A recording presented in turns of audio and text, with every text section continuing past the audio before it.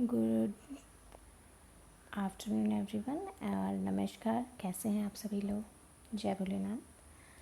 तो स्वागत है आपका स्टडी विद एटीपी क्लासेस में। और आपकी चल रही है current affair series which is covered by Deepti Singh and our YouTube channel link is here and our telegram channel link is here. You can join all the means both of these. और ये है आपका कॉन्टैक्ट नंबर। अगर आप paid course join करना चाहें तो आप इस पर कॉल कर सकते हैं, इस पर कांटेक्ट कर सकते हैं और यही आपका व्हाट्सएप पर भी अवेलेबल है। तो ठीक है, हम लोग कर रहे थे खेल के करंट अफेयर्स, खेल से जुड़े करंट अफेयर्स, उसी में हम आगे कंटिन्यू करते हैं। ओके, देखिए MS धोनी 2011 के नॉटिंघम टेस्ट में अजीब तरीके से रन आउट होने के बाद इंग्लैंड के बल्लेबाज इयान बेल को वापस बुलाने के अपने निर्णय के लिए ICC spirit of the cricket award जीता है। तो ICC spirit of the cricket award अगर पूछा जाए तो वो किसे गया है? MS Dhoni. ICC spirit award, spirit of the cricket, ये है ICC spirit of the cricket award किसे गया है? MS धोनी को।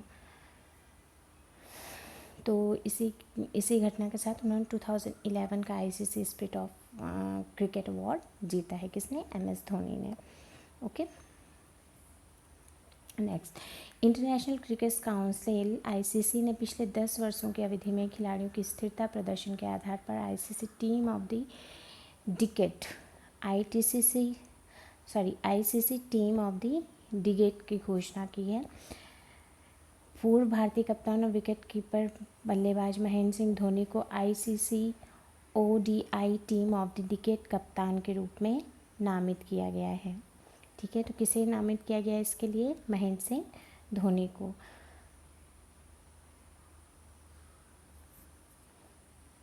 टीम ऑफ द डिकेड के कप्तान के रूप में इन्हें नामित किया गया है। धोनी को ICC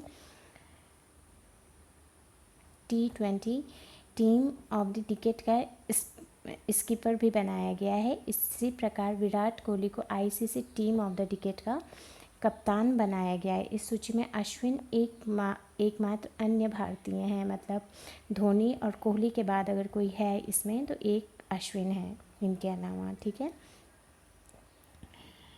तो विराट कोहली को ICC test team of the decade का कप्तान बनाया गया है और जबकि जो हमारे महेंद्र सिंह धोनी हैं उन्हें टीम ऑफ द डिकेड के कप्तान के रूप में ICC ODI team of the decade के कप्तान के रूप में नामित किया गया है। ठीक है, और उन्हें T20 team of the decade का स्कीपर भी बनाया गया है। ओके, गोवा के 14 वर्षीय लियोन मेडोंका इटली में आयोजित एक टूर्नामेंट में तीसरा और आखिरी नाम जीतकर भारत के 67वें 67th शतरंज ग्रैंड मास्टर बन गए हैं। कौन? 14 वर्षीय लियोन मेंडोका। ओके, तो अगर इसमें बोला जाए कि 67वें ग्रैंड मास्टर कौन है तो वो है हमारे लियोन मेंडोका। ये आपको याद रखना है। एंड ही बिलोंग्स फ्रॉम, ये हैं 67वें grandmaster and he belongs from, कहाँ से? गोवा से बिलोंग करते हैं ये। फाइन। नेक्स्ट, लद्दाख के चिनकट में खेलो इंडिया ऑफ हॉकी टूर्नामेंट का आयोजन आरंभ हुआ। लद्दाख के चिनकट में हुआ खेलो इंडिया का, अगर पूछा जाए hockey tournament, ice hockey tournament कहाँ स्टार्ट हुआ तो आप बोलेंगे लद्दाख के चिनकट में स्टार्ट हुआ है। ठीक है, यह पहला मौका है जब चिनकट की महिला टीम कारगिल ज़िले में खेले जा रहे खेलो इंडिया गेम्स में भाग लिया है। किसने? महिला टीम ने। ओके, टूर्नामेंट में चिनकट के विभिन्न गांवों से भाग लेने वाली 13 टीमें हैं, जिनमें 11 पुरुष टीम और 2 महिला टीमें शामिल हैं आइस हॉकी टूर्नामेंट में, जो कहाँ हुआ? लद्दाख के चिनकट में। ओके, ऑस्ट्रेलिया के क्लेयर पोलोस को भारत और ऑस्ट्रिया के बीच तीसरे टेस्ट में चौथे अंपायर भूमिका निभाकर पुरुष के टेस्ट मैच में अंपायर बनने वाली पहली महिला अधिकारी बन गई हैं। कौन? क्लेयर पोलोस्क। ये क्लेयर पोलोस्क भारत और ऑस्ट्रेलिया के बीच जो तीसरा टेस्ट मैच हुआ उसमें चौथे अंपायर की भूमिका निभाकर पुरुषों के टेस्ट मैच में अंपायर बनने वाली पहली महिला अधिकारी बन गई। तो ये पूछा जा सकता है पुरुषों के टेस्ट मैच में अंपायर बनने वाली पहली महिला अधिकारी कौन है, तो वो है ऑस्ट्रेलिया की क्लेयर पोलस्क, जिन्होंने चौथे अंपायर की भूमिका निभाई है। नेक्स्ट, भारत के पूर्व स्ट्राइकर अभिषेक यादव को खेल निकाय द्वारा पदानुक्रम में एक नया पद बनाने के फैसले के बाद ऑल इंडिया फुटबॉल फेडरेशन का पहला उप महासचिव नियुक्त किया गया है। तो all India AIFF all India football federation का पहला उप महासचिव अगर पूछा जाए तो वो किसे बनाया गया है, अभिषेक यादव को। किसे बनाया गया है, अभिषेक यादव। ओके। अंतर्राष्ट्रीय क्रिकेट परिषद की बोर्ड की बैठकों के लिए जय शाह भारतीय क्रिकेट कंट्रोल बोर्ड का अधिकार प्रतिनिधि चुना गया है। किसे चुना गया है, जय शाह को। शाह भारतीय क्रिकेट कंट्रोल बोर्ड के सचिव हैं, मतलब ये जो शाह हैं ये BCCI के भी सचिव हैं और इन्हें भारतीय क्रिकेट कंट्रोल बोर्ड BCCI के आधिकारिक प्रतिनिधि के रूप में भी चुना गया है, जय शाह को। भारत के जिगमेट डोलमा ने ढाका मैराथन 2021 में चौथा स्थान हासिल किया है। जिगमेट डोलमा लद्दाख पुलिस में SPO हैं। मैराथन में मोरक्को के हिचम लखोई पुरुषों की श्रेणी में मैराथन की कुलीन प्रतियोगिता में पहले स्थान पर रहे, जबकि केन्या की एंजिला जिमे असंडे ने उसी स्पर्धा में महिला वर्ग जीता। तो जो महिला वर्ग में रही हैं वो एंजिला जिम असंडे रही हैं और मोरक्को हिचम लखोई रहे हैं पहले स्थान पे, और चौथे स्थान पे रहे हैं जिगमेट डोलमा। ओके, कहाँ, ढाका मैराथन में। अब सबसे अधिक उम्र की जीवित ओलंपिक चैंपियन अग्नेस केलेटी ने अपना 100वां जन्मदिन मनाया। वह अपने देश की सबसे सफल ओलंपियन में से एक हैं, जिन्होंने ओलंपिक गेम्स हेलेंस्की 1952 और मेलबर्न 1956 में जिम्नास्टिक में हंगरी के लिए 10 पदक जीते थे। किसने भाई, अग्नेस केलेटी ने, अब जो कि 100 साल की हो गई हैं। ठीक है, उन्होंने ओवरऑल 5 गोल्ड मेडल जीते हैं। ओके, नेक्स्ट, लद्दाख में अभी हमने बात करी थी। ठीक है, लद्दाख में 18 जनवरी को खेलो इंडिया जाकर विंटर स्पोर्ट, ठीक है, खेलो India Zanskar winter sport and youth festival 2021 का उद्घाटन सत्र का शुभारंभ किया गया। 13 दिन तक चले जास्कर विंटर स्पोर्ट्स फेस्टिवल का उद्देश्य लद्दाख में साहसिक और प्रकृति प्रेमी पर्यटकों के लिए नए खेल युग की शुरुआत करना है और भारत का प्रतिनिधित्व करने के लिए शीतकालीन खेलों में अपने कौशल को बढ़ाने के लिए स्थानीय युवाओं में उत्साह भरना है। तो पूछा जाए winter sports and youth festival 2021 कहाँ हुआ खेलो इंडिया का, तो वो हुआ है लद्दाख में। ओके, जो कि 13 दिन तक चला था। अभी हमने हॉकी की भी बात करी थी। ओके, नेक्स्ट, मुख्य प्रतिद्वंदी ताई जू यिंग के सामने बैंकॉक में थाईलैंड ओपन का दावा करने के बाद ओलंपिक चैंपियन कैरोलिना मारिन ने इस साल के अंत में टोक्यो में बचाव के अपने अवसरों को मजबूत किया और पुरुष श्रेणी विक्टर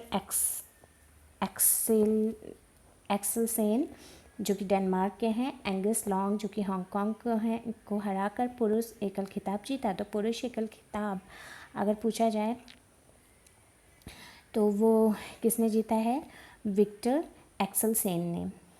ओके, बैंकॉक के थाईलैंड ओपन में,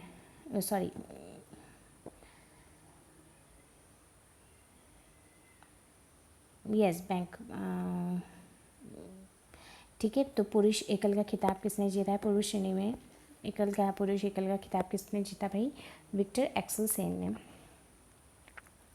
ओके, महिला श्रेणी में कैरोलिना मारिन ने ताई जू यिंग को हराकर महिला एकल खिताब जीता। इन्होंने कब, बैंकॉक में थाईलैंड ओपन में दावा किया था उन्होंने, और अब उन्होंने ही ये महिला एकल का खिताब जीता है। तो भाई सिंपल सी चीज़ है, अगर आप कोई चीज़ सोच लेते हैं तो वो चीज़ होती है। तो बस आपको अपनी इच्छा शक्ति मजबूत रखनी है। नेक्स्ट है ये अब हम चलेंगे हमारे कुछ सम्मेलनों की तरफ। तो केंद्रीय शिक्षा मंत्री श्री रमेश पोखरियाल निशंक जी ने वीडियो कॉन्फ्रेंसिंग के माध्यम से 2 दिवसीय वर्चुअल अंतर्राष्ट्रीय अखंड सम्मेलन एडुकॉन 2020 का शुभारंभ किया। ठीक है, यह ज़ेरा या अंतर्राष्ट्रीय सम्मेलन ग्लोबल एजुकेशन रिसर्च एसोसिएशन के सहयोग से केंद्रीय विश्वविद्यालय पंजाब भटिंडा में आयोजित किया गया। एडुकॉन 2020 अगर पूछा जाए तो भटिंडा में आयोजित किया गया है। इसका मुख्य विषय envisioning education for transforming youth to restore global peace, यानी वैश्विक शांति को साकार करने वाले युवाओं में बदलाव के लिए शिक्षा की संकल्पना है। सरकार ने वीडियो कॉन्फ्रेंसिंग के माध्यम से चौथी वन प्लैनेट समिट का आयोजन किया, जिसका उद्देश्य विश्व की जैव विविधता की रक्षा करना था। इस शिखर सम्मेलन का आयोजन संयुक्त राष्ट्र, अगर पूछा जाए वन प्लैनेट समिट कहाँ की गई, तो इसका फ्रांस सरकार ने किया था। इसका वो जैव विविधता की रक्षा करने के लिए, और ये किया किसके माध्यम से किया, तो संयुक्त राष्ट्र और विश्व बैंक के सहयोग से किया गया। और इसकी थीम क्या थी, let's act together for nature, let's act together for nature. Next है भारत वियतनाम रक्षा सुरक्षा संवाद का 13वां संस्करण वीडियो कॉन्फ्रेंसिंग के माध्यम से आयोजित किया गया। वर्चुअल कार्यक्रम की सह-अध्यक्षता भारत की ओर से रक्षा सचिव डॉक्टर अजय कुमार और वियतनाम की ओर से उप रक्षा मंत्री लेफ्टिनेंट जनरल गुएन चिन मिंग ने की थी। तो भारतीय वियतनाम रक्षा सुरक्षा संवाद का कौन सा संस्करण था, ये 13वां संस्करण था। नेक्स्ट, केंद्रीय वाणिज्य और उद्योग उपभोक्ता मामले और खाद्य और सार्वजनिक वितरण मंत्री पीयूष गोयल ने 15 जनवरी 2021 को नई दिल्ली में 2 दिवसीय प्रारंभ स्टार्टअप इंडिया इंटरनेशनल समिट का उद्घाटन किया। इस शिखर सम्मेलन का आयोजन वाणिज्य और उद्योग मंत्रालय के तहत उद्योग और आंतरिक व्यापार संवर्धन विभाग द्वारा किया गया। तो अगर पूछा जाए प्रारंभ किससे रिलेटेड है, प्रारंभ स्टार्टअप इंडिया इंटरनेशनल समिट है। ठीक है, इसका जो आयोजन है वो वाणिज्य एवं उद्योग मंत्रालय के तहत उद्योग और आंतरिक व्यापार संवर्धन विभाग ने किया, जिसे हम DPIIT बोल देते हैं। नेक्स्ट, केंद्रीय स्वास्थ्य और परिवार कल्याण मंत्री डॉक्टर हर्षवर्धन ने वीडियो कॉन्फ्रेंस के माध्यम से WHO कार्यकारी, बहुत इंपॉर्टेंट है, WHO कार्यकारी के 148वें सत्र की डिजिटल रूप से अध्यक्षता की। कार्यकारी बोर्ड का 148वां सत्र 18 से 26 जनवरी 2021 को आयोजित किया गया था। ठीक है, भारतीय डिजिटल शिखर सम्मेलन इंटरनेट और mobile association of India IAMAI का प्रमुख कार्यक्रम डिजिटल उद्योग के लिए सबसे बड़े सम्मेलनों में से एक है। माननीय केंद्रीय संचार इलेक्ट्रॉनिक्स और IT तथा कानून और न्याय मंत्री श्री रविशंकर प्रसाद इस सम्मेलन के मुख्य अतिथि थे। ओके, नेक्स्ट, केंद्रीय स्वास्थ्य और परिवार कल्याण मंत्री डॉक्टर हर्षवर्धन सिंह ने तस्करी और फर्जी व्यापार के खिलाफ आंदोलन मास CRADE 2021 के 7वें संस्करण का उद्घाटन किया।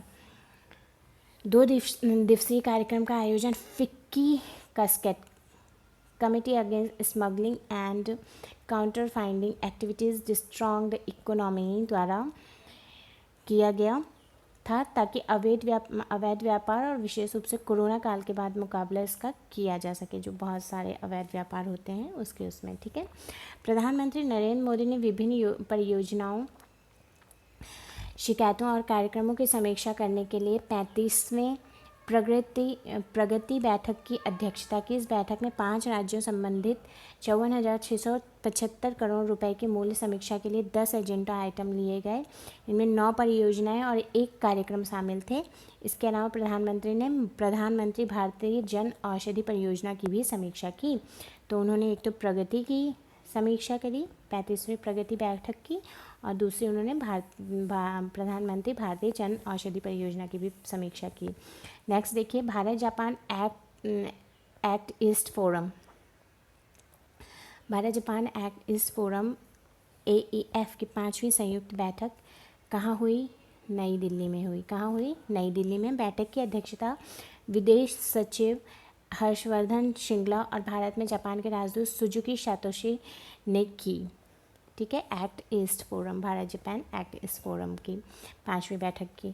इसके दौरान कनेक्टिविटी, जल विद्युत, सतत विकास, जल संसाधनों के दोहन, कौशल विकास सहित विभिन्न क्षेत्रों में भारत के उत्तर पूर्वी क्षेत्रों में चल रही परियोजनाओं की प्रगति की भी समीक्षा की गई है। ओके, नेक्स्ट देखते हैं। अब हम आ जाते हैं कुछ पुरस्कार एवं सम्मानों पर। तो देखिए, इस वर्ष का Narendra Dabholkar memorial award, Narendra Dabholkar memorial award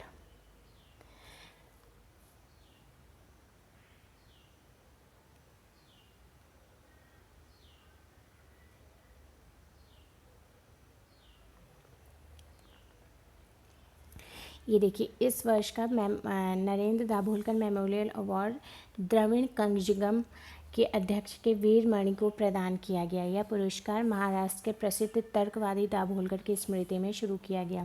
तो अगर पूछा जाए doctor Narendra Dabholkar memorial award किसे दिया गया, तो द्रविड़ कंगजिगम को दिया गया। ओके,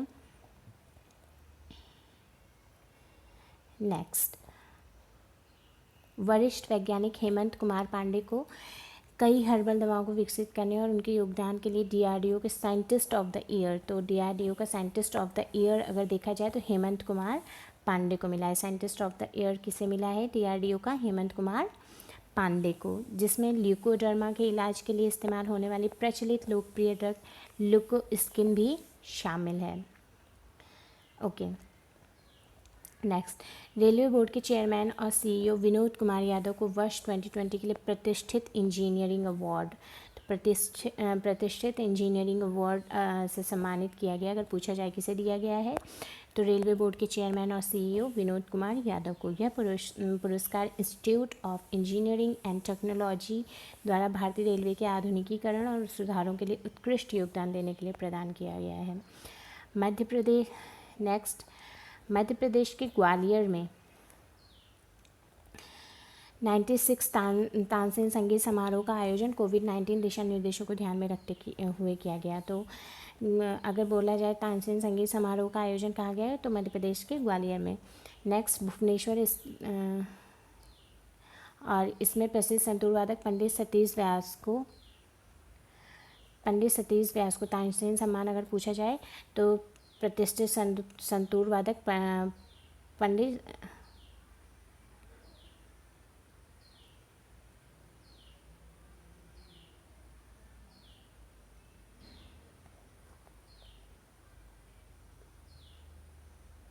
ये है, पंडित सतीश व्यास को ये दिया गया है। नेक्स्ट, भुवनेश्वर स्थित अखिल भारतीय एम्स, मतलब भुवनेश्वर के जो एम्स है उसमें तीसरी बार कायाकल्प पुरस्कार योजना को जीतकर स्वच्छता और स्वास्थ्य को बढ़ावा देने के लिए सार्वजनिक स्वास्थ्य सुविधाओं में स्थायी प्रयासों का निर्माण करने के लिए एक बार फिर से अपनी क्षमता साबित की है। एम्स भुवनेश्वर को प्रदर्शन के लिए 2 करोड़ रुपए का पुरस्कार मिला। तो एम्स भुवनेश्वर को तीसरी बार कायाकल्प पुरस्कार दिया गया है। किसे? एम्स भुवनेश्वर। तो अगर पूछा जाए एम्स भुवनेश्वर कहाँ किस कायाकल्प पुरस्कार किसे दिया गया है, तो एम्स भुवनेश्वर को। नेक्स्ट, भुवनेश्वर में जो एम्स है उसे मिला है। नेक्स्ट, केंद्रीय सूचना और प्रसारण मंत्री प्रकाश जावड़ेकर ने प्रसिद्ध अभिनेता, निर्देशक और गायक विश्वजीत चटर्जी को Indian personality of the year पुरस्कार के प्राप्तकर्ता के रूप में घोषित किया है। तो इसमें किसे घोषित किया इन्होंने? निर्देशक और गायक विश्वजीत चटर्जी को Indian personality of the year का अवार्ड मिला है। नेक्स्ट, युवा भारतीय गणितज्ञ निखिल श्रीवास्तव, ये नाम ध्यान रखना है आपको, क्या? निखिल श्रीवास्तव को गणित का प्रतिष्ठित माइकल एवं शीला हेल्ड पुरस्कार 2021 का विजेता घोषित किया गया है। किसका? माइकल एंड शीला हेल्ड पुरस्कार, ओके, 2021 का। निखिल लंबे समय से कैडिसन सिंगर समस्या और रामानुज ग्राफ पर अनुत्तरित सवालों को हल करने के लिए काम कर रहे हैं। उनको 2 अन्य लोगों के साथ वह पुरस्कार प्रदान किया जाएगा। श्रीवास्तव वास्तव में कैलिफोर्निया विश्वविद्यालय में गणित के एसोसिएट प्रोफेसर हैं।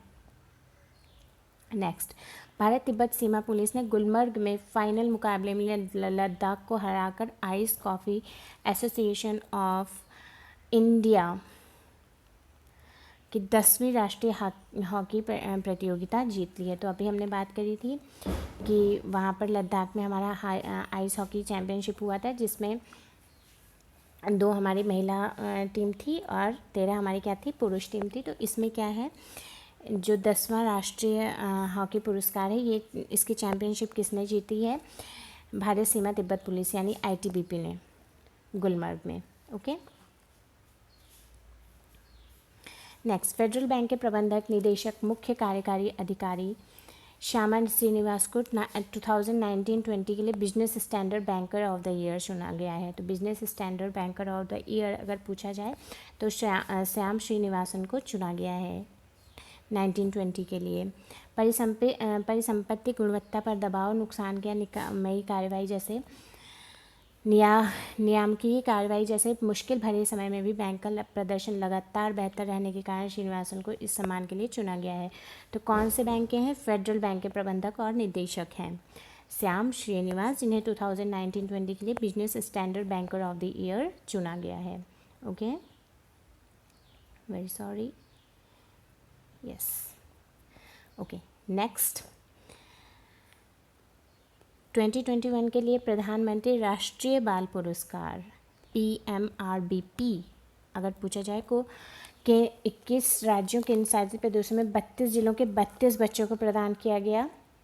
PMRBP अवार्ड भारत सरकार द्वारा नवोन्मेष, विद्वानों, खेल, कला और संस्कृति, सामाजिक सेवा, बहादुरी के क्षेत्र में असाधारण क्षमताओं और उत्कृष्ट उपलब्धियों के लिए बच्चों को दिया जाता है। नेक्स्ट, डॉक्टर राजेंद्र कुमार भंडारी को व्यक्तिगत श्रेणी में और सतत पर्यावरण पारिस्थितिकी विकास सोसाइटी शीट्स को संस्थागत श्रेणी में सुभाष चंद्र बोस आपदा प्रबंधन पुरस्कार 2021 से सम्मानित किया गया है। किसे, डॉक्टर राजेंद्र कुमार भंडारी को। पुरस्कार में एक संस्था के लिए 51 लाख रुपए का नगद पुरस्कार और एक प्रमाण पत्र है तथा एक व्यक्तिगत के लिए 5 लाख का नगद पुरस्कार और एक प्रमाण पत्र है। तो इनको व्यक्तिगत श्रेणी में दिया गया है, सतत पर्यावरण और पारिस्थितिकी विकास सोसाइटी को संस्थागत श्रेणी में। ठीक है, सुभाष चंद्र बोस आपदा प्रबंधन पुरस्कार।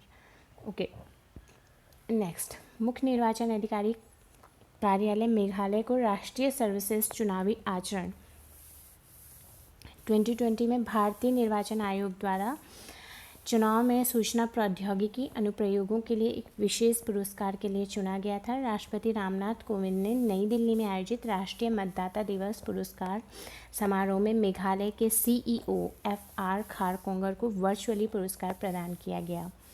ठीक है, तो मेघालय के CEO FR खारकोंगर को वर्चुअली पुरस्कार प्रदान किया गया है और मुख्य निर्वाचन अधिकारी कार्यालय मेघालय को राष्ट्रीय सर्विसेज चुनावी आचरण पुरस्कार 2021 दिया गया है। ओके, नेक्स्ट आते हैं जो इम्पॉर्टेंट न्यूज़ है वो क्या है। 2019 में हर साल 4 फरवरी को विश्व स्तर पर विश्व ब्रेल दिवस मनाया जाता है। ब्रेल, ओके, तो हाँ 4 जनवरी को मनाया जाता है।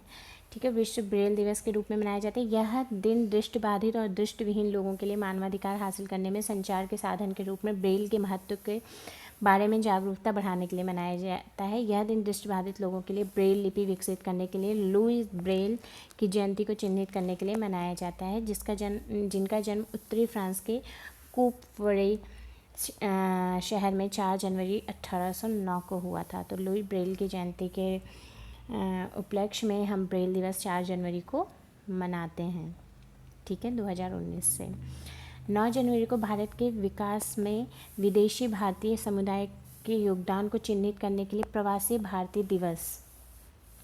तो 4 जनवरी को हम ब्रेल दिवस मनाते हैं, 9 जनवरी को हम प्रवासी भारतीय दिवस अथवा NRI डे के रूप में मनाते हैं। 16वें प्रवासी भारतीय दिवस कन्वेंशन की जो थीम थी 2021 की, उसकी थी कॉन्ट्रीब्यूटिंग टू आत्मनिर्भर भारत, भारत को आत्मनिर्भर बनाने में योगदान। ये 2021 की थीम रही है। ठीक है, जो कि 9 जनवरी को मनाया जाता है प्रवासी भारतीय दिवस। नेक्स्ट आगे बढ़ते हैं।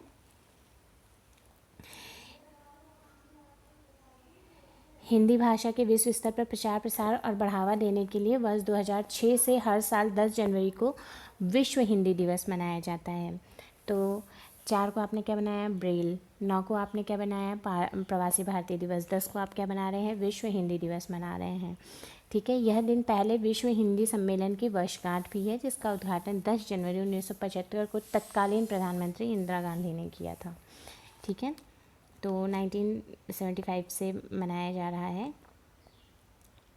पहले पूछा जाए पहला हिंदी विश्व सम्मेलन कब हुआ था, तो 1975 में हुआ था 10 जनवरी को। तो तभी से हम क्या बनाते हैं, ये विश्व हिंदी दिवस मनाते हैं 10 जनवरी को।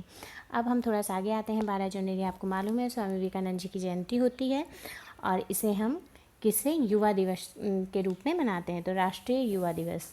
ठीक है, तो 1984 में भारत सरकार द्वारा की गई थी। इससे पहली बार 1985 में मनाया गया था, और इसका उद्देश्य यह सुनिश्चित करना है कि देश भर के छात्रों को स्वामी विवेकानंद जी के जीवन, विचारों और दर्शन के बारे में जानने और उन्हें अपने जीवन में लागू करने के लिए प्रोत्साहित किया जाए।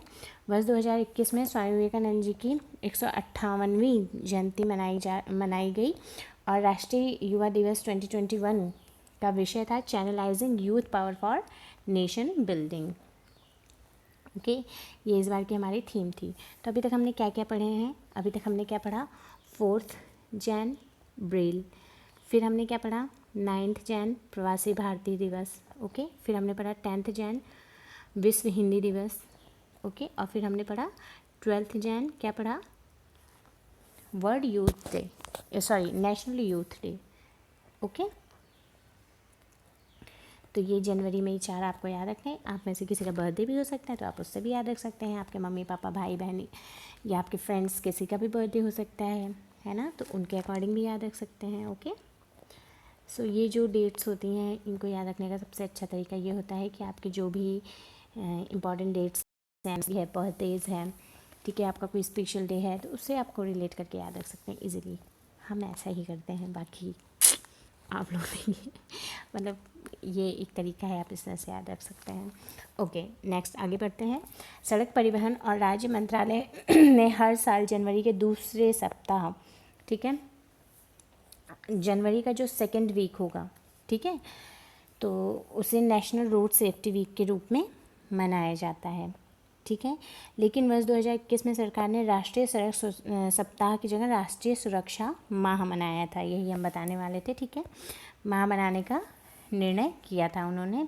ठीक है, तो इस बार राष्ट्रीय सड़क सुरक्षा माह बनाया गया था, नेशनल रोड सेफ्टी मंथ मनाया गया था। देश में भारतीय सशस्त्र सेनाओं द्वारा 2017 से प्रत्येक वर्ष 14 जनवरी को हमारे बहादुर नायकों और पूर्व सैनिकों को राष्ट्र के प्रति निस्वार्थ सेवा और बलिदान के सम्मान में पूर्व सैनिक दिवस यानी वेटरन्स डे मनाया जाता है। कब से, 2017 से मना रहे हैं हम।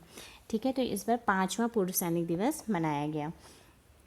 भारत में सेना दिवस देश और इसके नागरिकों की रक्षा के लिए अपने प्राणों की आहुति देने वाले बहादुर सैनिकों को सलाम करने के लिए प्रतिवर्ष 15 जनवरी को मनाया जाता है। तो 12 जनवरी को हमने यूथ डे मनाया, 14 जनवरी को हमने वेटरन्स डे मनाया, और 15 जनवरी को हम क्या मनाते हैं, भारतीय सेना दिवस।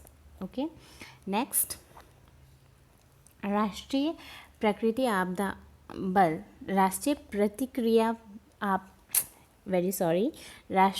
आपदा प्रतिक्रिया बल यानी NDRF, national disaster response force, okay, NDRF ने 18 जनवरी को अपना 16वां स्थापना दिवस मनाया है। देश के विशेष बहुकुशल मानवीय बल वाली राष्ट्रीय आपदा प्रतिक्रिया बल 19 जनवरी 2006 को अस्तित्व में आई थी, जो देश में आपदा जोखिम न्यूनीकरण DRR के लिए आपदा प्रबंधन और सामुदायिक जागरूकता में महत्वपूर्ण भूमिका निभा रही है। नेक्स्ट है, नेताजी सुभाष चंद्र बोस की 125वीं जयंती कब मनाई गई भाई, 23 जनवरी को। तो अब आप यहाँ से कहाँ पर पहुँच जाएंगे, 23 जनवरी को, और उसे हम पराक्रम दिवस के रूप में मनाते हैं। यह दिन नेताजी की अदम्य भावना और राष्ट्र के प्रति निस्वार्थ सेवा के सम्मान में उन्हें याद करने के लिए मनाया जाता है। नेक्स्ट है, भारत में हर साल 24 जनवरी, ठीक, अब 23 से हम आ गए 24 जनवरी को हम नेशनल गर्ल चाइल्ड डे मनाते हैं। ठीक है, इसका उद्देश्य बालिकाओं की शिक्षा, स्वास्थ्य और पोषण को बढ़ावा देना है। नेक्स्ट है, संयुक्त राष्ट्र सभा ने शांति और विकास के लिए शिक्षा की भूमिका के उपलक्ष्य में 24 जनवरी को अंतर्राष्ट्रीय इंटरनेशनल एजुकेशन डे के रूप में घोषित किया है। किसने? संयुक्त राष्ट्र महासभा ने। विकास में शिक्षा की भूमिका के उपलक्ष्य में संयुक्त राष्ट्र महासभा ने सभा द्वारा 3 दिसंबर 2018 को पारित प्रस्ताव के अनुसार 24 जनवरी 2019 को पहली बार अंतर्राष्ट्रीय शिक्षा दिवस मनाया गया था। और तब से 24 जनवरी को अंतर्राष्ट्रीय शिक्षा दिवस मनाया जाता है।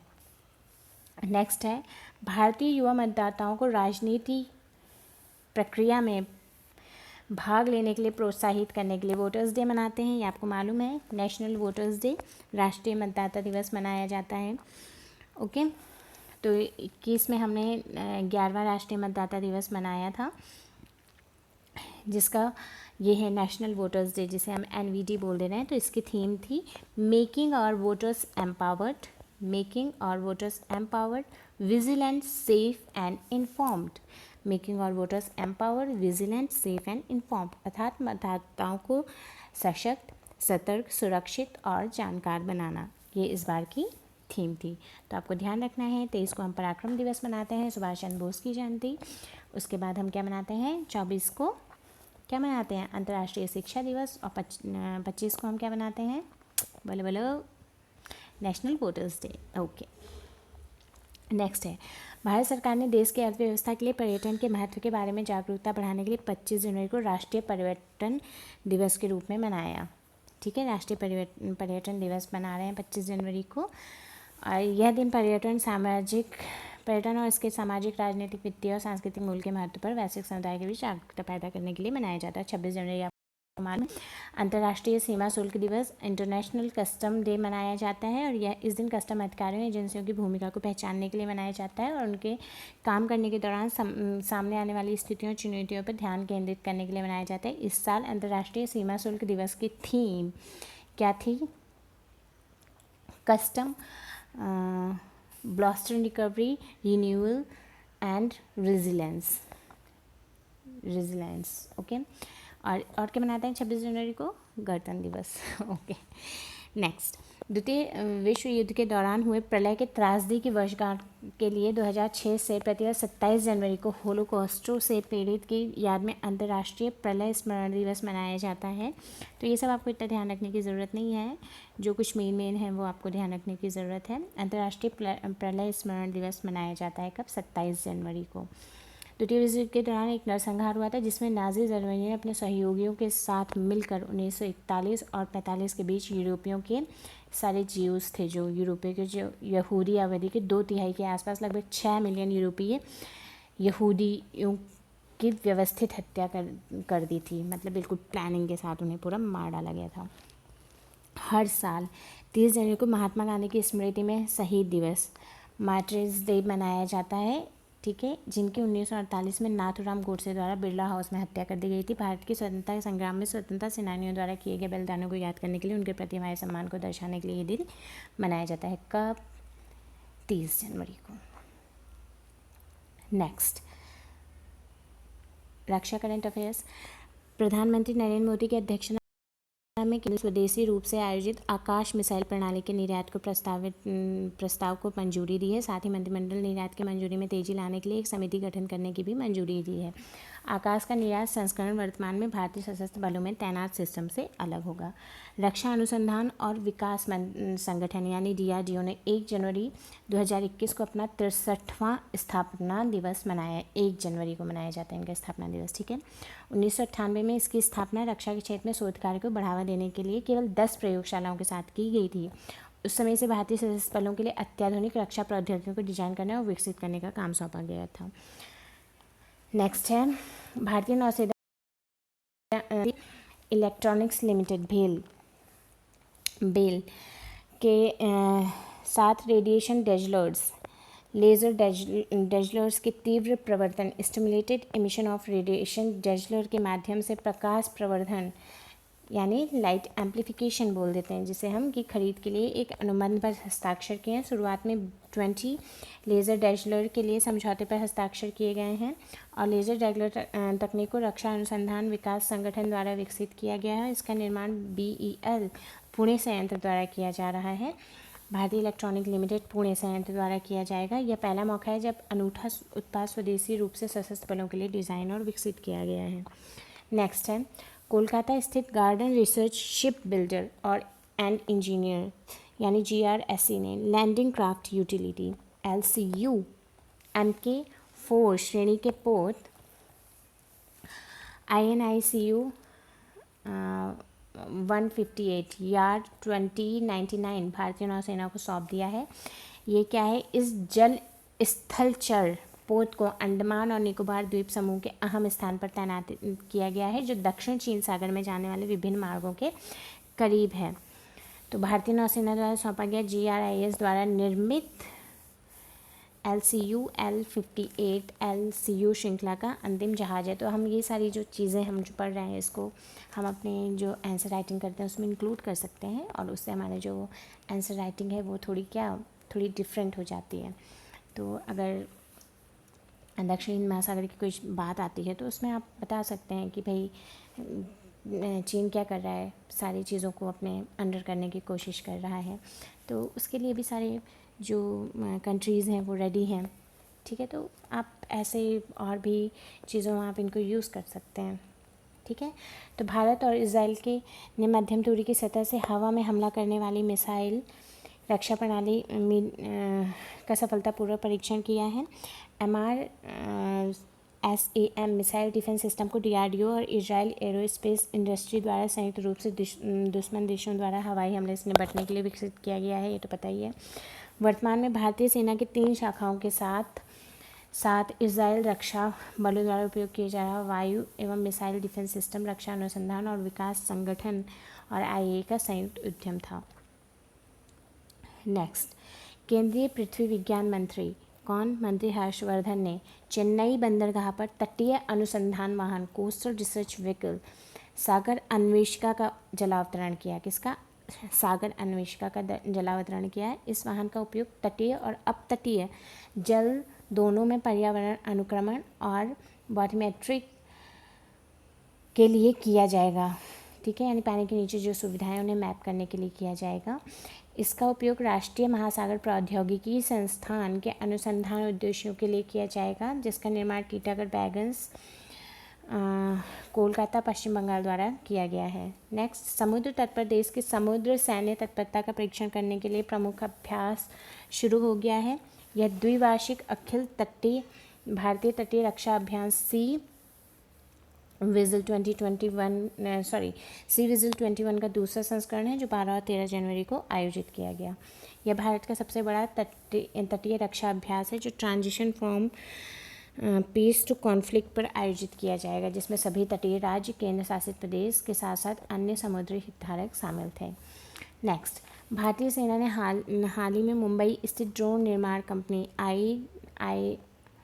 आइडिया फोर्स के साथ अनुबंध पर हस्ताक्षर किए हैं, जिसमें स्विच के मानव रहित हवाई वाहनों के उच्च ऊंचाई वाले वेरिएंट खरीदे हैं। सौदे की कुल लागत लगभग $20 मिलियन है। हालांकि खरीदे जाने वाले UAV की मात्रा का खुलासा नहीं किया गया है।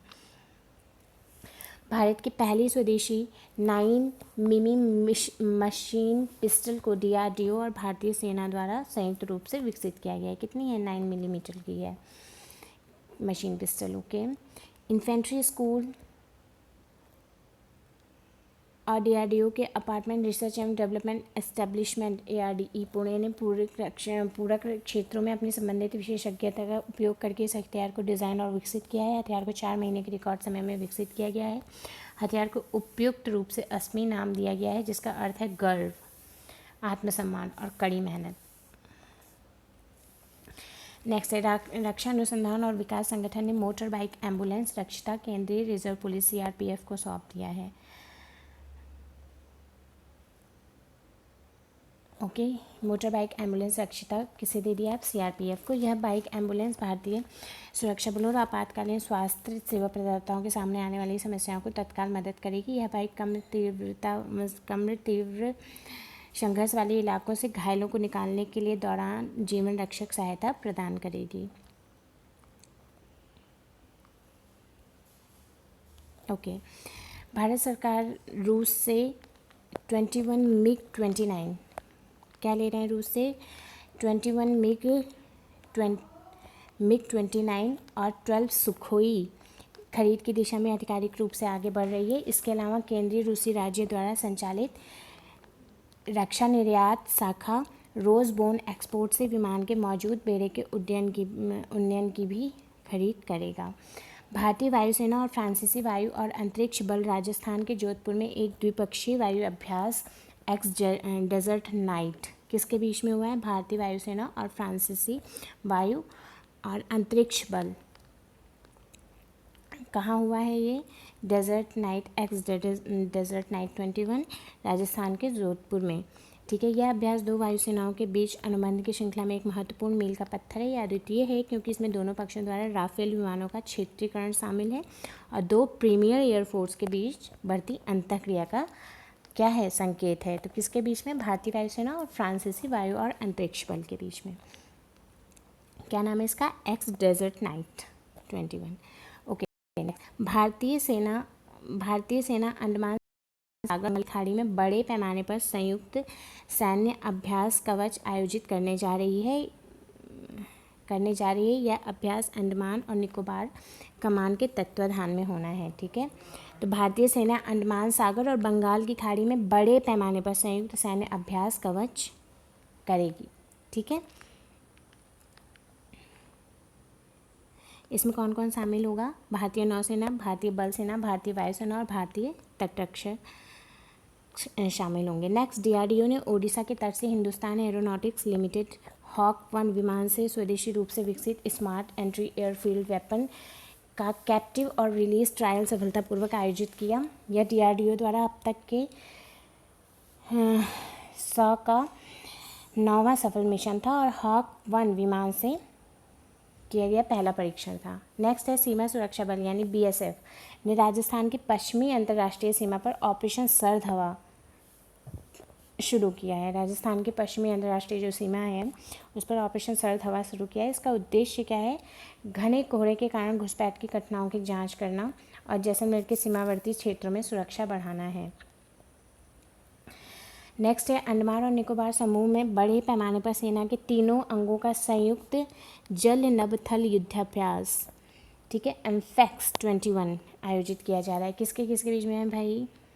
सेना के तीनों अंगों का संयुक्त जल नभ थल युद्धाभ्यास है जो कि अंडमान और निकोबार द्वीप समूह में किया जा रहा है। इस अभ्यास में थल सेना, नौसेना और भारतीय वायुसेना के सैनिकों की भागीदारी होगी। इस युद्धाभ्यास का उद्देश्य अपने द्वीप क्षेत्रों की क्षेत्रीय अखंडता की सुरक्षा के लिए भारतीय क्षमताओं का सत्यापन करना है।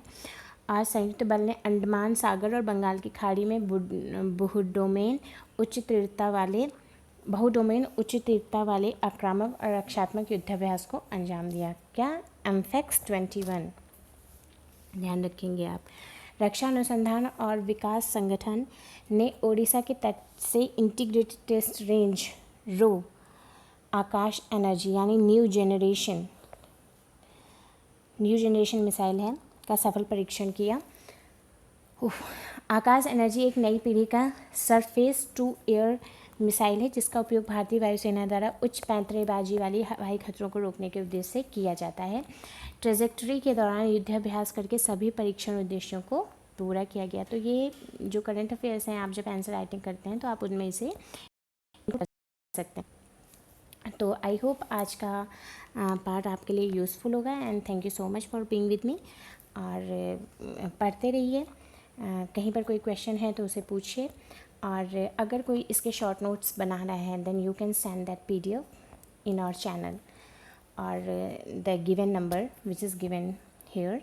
आप इस नंबर पे भी उस शॉर्ट नोट की PDF प्रोवाइड करा सकते हैं। ये हमारे लिए बहुत ज़्यादा हेल्पफुल होगा। ओके सो आप जब भी ये नोट करते हैं तो आपको वर्ड बाय वर्ड लिखने की ज़रूरत नहीं है। इसमें जो मेन पॉइंट है कि क्या कैसे है, जैसे अभी तक हमने सारे अभ्यास सेनाओं की बात करी तो इसका नाम क्या है, ये किस किस के बीच हुआ है, ऐसे आपको नोट डाउन करना है। ठीक है, तो आप जिस वक्त पढ़ते हैं उसी वक्त ये नोट डाउन कर लें तो आपका टाइम बच जाता है। Okay so thank you everyone. ख्याल रखिए अपना और अपनों के साथ रहिए, उनका सम्मान करिए, उन्हें प्यार करिए और इसी के साथ ADP क्लासेस आपके सुरक्षित भविष्य की कामना करता है। धन्यवाद। मिलते हैं नेक्स्ट वीडियो में। Please share, like and comment. Thank you everyone.